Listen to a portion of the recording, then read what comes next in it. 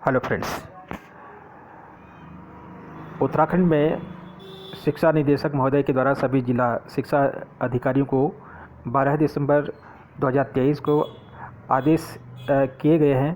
कि 13 दिसंबर 2023 को एक वेबिनार के माध्यम से एक मीटिंग रखी जाएगी और इसमें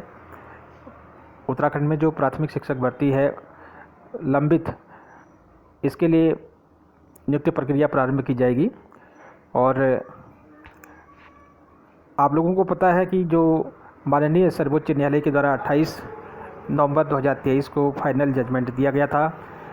और इसमें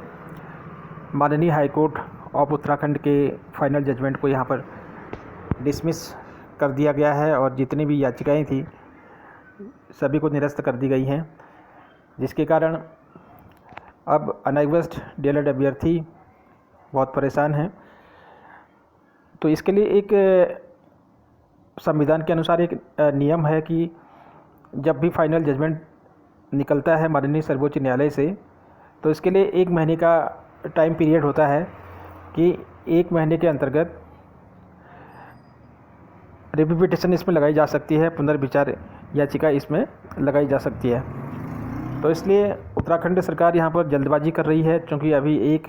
महीने का समय अभी पूरा नहीं हुआ है। तो इससे पहले ही यहाँ पर नियुक्ति प्रक्रिया प्रारंभ की जा रही है, जो कि संविधान के विपरीत है और कानून के विपरीत है, क्योंकि रिव्यू पिटीशन लगाने के लिए 1 महीने का समय होता है। तो 1 महीने से पहले उत्तराखंड सरकार यहाँ पर रुकी हुई प्राथमिक शिक्षक भर्ती को नहीं खोल सकती है, लेकिन यहाँ पर बार बार यहाँ पर जल्दबाजी दिखाई जा रही है। तो फ्रेंड्स, इससे पहले मैंने एक वीडियो जारी किया था अपने यूट्यूब चैनल के माध्यम से, तो उसमें जो बहुत लंबे समय से लिफाफों में बंद जो कॉल लेटर हैं, इसके पीछे का बहुत बड़ा राज है। क्या उत्तराखंड सरकार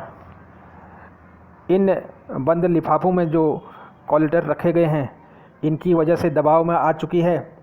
क्या उत्तराखंड सरकार ने घुटने टेक दिए हैं कि कुछ शख्सियत हैं जिनको अपॉइंटमेंट देना बहुत ज़रूरी हो गया है? तो इसी वजह से उत्तराखंड में अनएग्जिस्ट डीएलएड अभ्यर्थियों को प्राथमिक शिक्षक भर्ती से बाहर किया जा चुका है। तो फ्रेंड्स, ये बंद लिफाफे में जो कॉल लेटर है इसका राज क्या है, और क्या उत्तराखंड सरकार जो प्राइवेट बीएड कॉलेज के मालिक हैं उनके दबाव में आकर के, और इसके अलावा बीएड अभ्यर्थियों के दबाव में आकर के, क्या उत्तराखंड सरकार ने इतना बड़ा डिसीजन लिया है जिसके आधार पर उत्तराखंड में अनएग्जिस्ट डीएलएड अभ्यर्थियों को प्राथमिक शिक्षक भर्ती से बाहर कर दिया गया है? इसका असर पूरे भारतवर्ष में पड़ चुका है और आने वाले समय में और भी इसका बुरा प्रभाव पड़ सकता है। भारत के अन्य राज्यों में, सभी राज्यों में लगभग जहाँ जहाँ भी अनएग्जिस्ट डीएलएड अभ्यर्थियों ने अप्लाई किया था, वहाँ पर प्राथमिक शिक्षक भर्ती में उन शिक्षकों को शामिल किया गया है, अनएग्जिस्ट डीएलएड अभ्यर्थियों को प्राथमिक शिक्षक भर्ती में शामिल किया गया है। और कई राज्यों में अभी वर्तमान समय में अनएग्जिस्ट डीएलएड अभ्यर्थी अनएग्जिस्ट डीएलएड शिक्षक सेवारत हैं और सरकारी शिक्षक के रूप में कार्यरत हैं। तो फ्रेंड्स, केवल उत्तराखंड सरकार ने इतना बड़ा स्टेप क्यों ले लिया कि अनएग्जिस्ट डीएलएड अभ्यर्थियों को प्राथमिक शिक्षक भर्ती से बाहर कर दिया गया? इसके पीछे क्या कोई बड़ी साजिश तो नहीं है कि जो प्राइवेट बीएड कॉलेज के मालिक हैं और इसके अलावा जो बीएड डिग्री धारक हैं उनके द्वारा किसी तरह से उत्तराखंड सरकार के ऊपर कोई दबाव तो नहीं बनाया गया? तो ये बड़ा सोचने का विषय है। क्या संसद के दोनों सदनों से विधेयक पारित करने के बाद केंद्र सरकार के द्वारा दिया गया आदेश और पूरे भारतवर्ष में अनएग्जिस्ट डीएलएड को मान्यता मिली है भारत सरकार से और एनसीटी से मान्यता मिली है, इसके बावजूद भी उत्तराखंड सरकार के समझ में नहीं आया कि किस प्रकार से उत्तराखंड सरकार के द्वारा अनएग्जिस्ट डीएलएड अभ्यर्थियों को उत्तराखंड प्राथमिक शिक्षक भर्ती से बाहर कर दिया गया है। तो जिसका असर पूरे देश में देखने को मिला है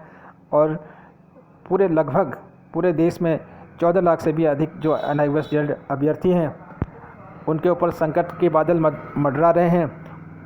सभी अभ्यर्थी काफ़ी चिंतित हैं। तो फ्रेंड्स, अब देखना ये होगा कि क्या कुछ यहाँ पर शिक्षा निदेशक महोदय के द्वारा